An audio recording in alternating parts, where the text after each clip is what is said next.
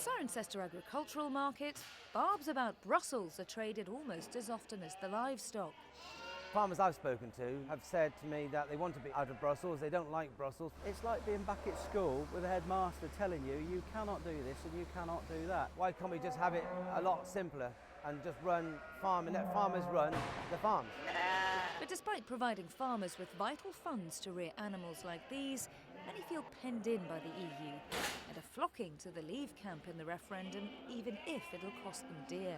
The Brexit topic comes up regularly. I think farmers, are to some extent fed up with being told by Europe what they have to do. Well, I've been thinking long and hard about Brexit, and at the moment I'm swaying towards the exit vote.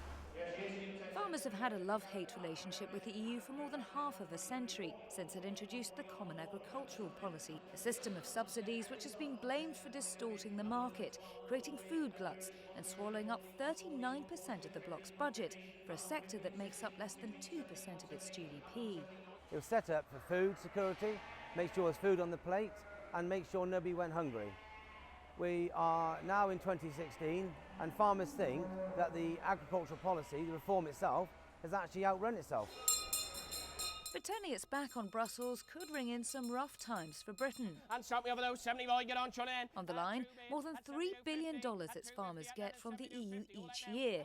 On we go, gentlemen. And free access to a market that took in over $13 billion worth of British produce in 2015. Here in the UK, agriculture is steeped in tradition. Many of the people behind me are third or fourth generation farmers.